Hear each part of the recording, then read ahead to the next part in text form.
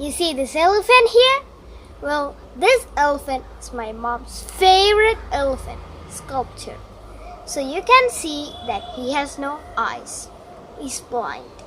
And he has no ears. He's deaf. So respect him. He's 30 years old. So there's a whole backstory to this little piece of wood. When my mom was little, she was going in a wood carpenter's home with her brother. And when she saw this, it was love at first sight. And she said, I want this elephant. And the artist was like, well, he has no ears. He has no eyes. He's incomplete. He can take her. Look at that elephant. She's so beautiful.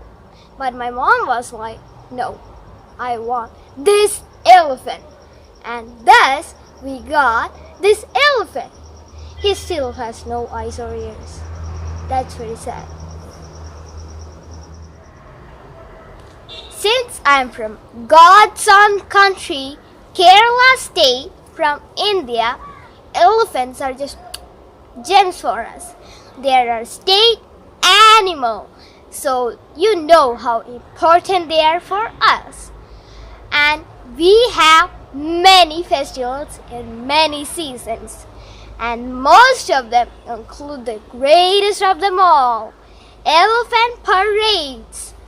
But personally, I think catching and taking those elephants from their forest, from their home, it's very sad. But when I was a little twerp, I'll always carry my bananas to give for the elephant. I'll give it for the elephant trainer, and he'll like, okay, I'll give it to the elephant, and I will watch till he feeds the elephant. And sometimes I'm lucky to touch the elephants. And if you don't believe me, look here. Here's a proof. Here's me with an elephant. See, just look. Look there.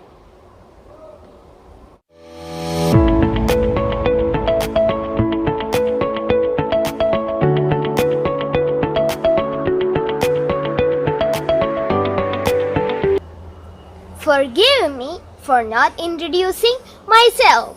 My name is Charu, and I welcome you to the latest book review of DoodleCharu. Have you ever heard about Elmer the patchwork elephant, who's colorful as a rainbow? Or Baba the elephant, who's so cute? Or Dumbo, our favorite Disney character? Well, elephants is a very big inspiration for writers. Personally, one of my most favorite animals is elephants. I love them so much. But the book which I'm gonna tell you today is a very different book from the three I've said. And I bought this book after reading its title.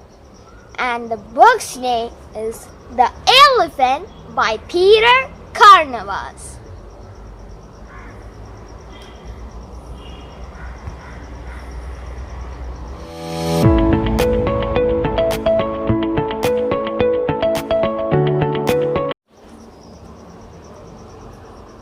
Peter Carnavas writes and illustrates books both for children and adults. He had written many books.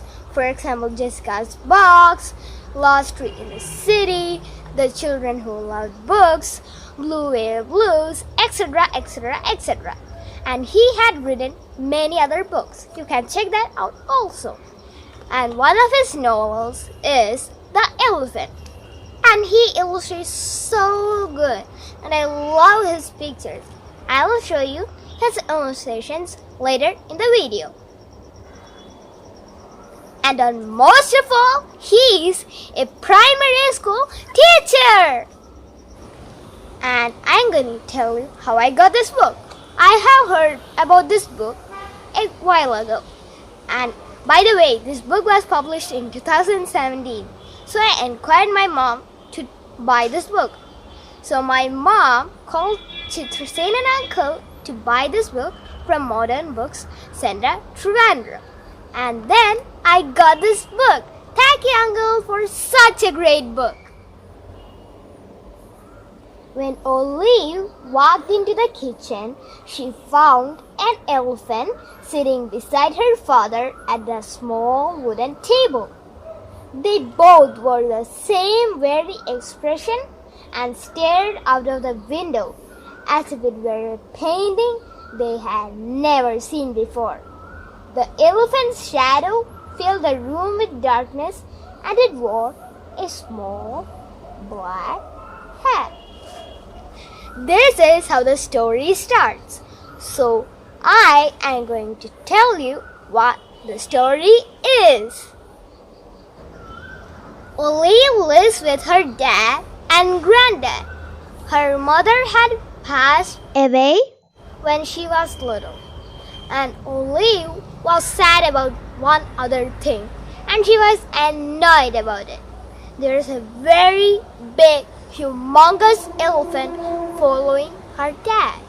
He will always follow her dad everywhere he goes, so he can't concentrate his work, he can't concentrate his food, he can't concentrate his life, etc. So her friend Arthur takes a plan.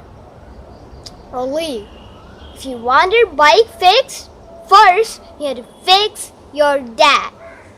And the thing is, Olive's teacher, Miss March, who we can meet in the book, told children, since it's the 100th anniversary of Cedar Hills Primary School, I tell all of you to bring an old item you use. And Olive wanted to take her bicycle, but her dad won't fix it. No matter how she tells, he won't fix it.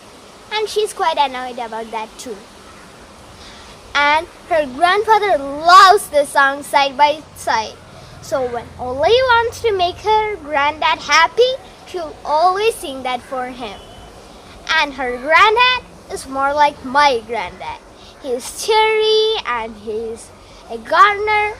Well, if her granddad was mine, it will be a hybrid of my granddad and grandma. But anyway, Olive's granddad is a cheery old man, and Olive sees him as a scarecrow because he wears an old straw hat and he has all those dirty rags and all those things in his shirt. And Olive always loves her granddad because he prepares breakfast for her, he'll take her to school, he will talk with her, he'll take care of her, and she loves him, literally loves him. So Olive's plan is to get rid of that elephant. And she is like, I can't just remove it. And no matter what I try, it won't go. If I try a rat and if I try an ant, it won't go. My dad will just be gross.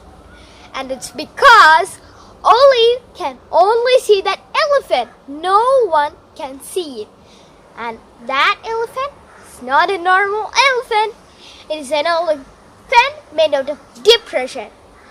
And Arthur said, well, some elephants in India are colored. Why can't you just make some colors and make it a colorful elephant? And she was like, I can't, because it's just an imaginary elephant. So will Olive get rid of that elephant, or will she end up in big trouble, or her dad continues the depression? You'll find out more by reading the book. And if I have to say anything about the book, it is beginner friendly and easy English, and it has cute illustrations. I can't just explain it in words. It's so cute. I will show you. See, this is Olive, and this is the big elephant, and this is her dad, and this is her granddad. He's very cheery though. So now I will show you Arthur. Where's you? Here's Arthur. And since I have told you so much about the book, I'll read a few lines for you. Okay, let me find a random page. Okay, the thinking spot. Ollie started to climb. She needed to wear her helmet today because she was going to one of the higher branches to her thinking spot. Hand over hand, foot over foot, she scrambled up and nestled onto a comfy nook. She looked up. There was a tiny speck in the sky, high above the town. It was a bird in the shape of the letter V. It's like a fine pencil mark in the sky. How might the town look up from there, from the wings of that bird? It would be something like a storybook town, a toy village. Ollie pictured it all as a tiny patchwork quilt, the roofs of the houses like colored squares stitched loosely together. She imagined the thin grey roads weaving between the blocks of houses like fine cracks in an eggshell.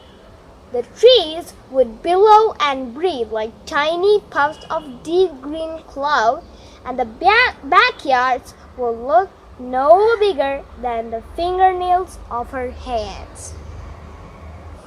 Here's a few words from a person who read this book. A beautiful book, not just heartwarming, but heart-cheering. So if you have a tiny chance, go buy this book. It is easy English and beginner friendly. So this book is just amazing for anyone who reads it. Even I enjoyed it, even though it is very easy. Anyone could read this. If you're an English beginner, go check this out. Hope you like this video. If so, like and share this video and subscribe to all notifications to DoodleCharu. And bye from my elephant and Charu.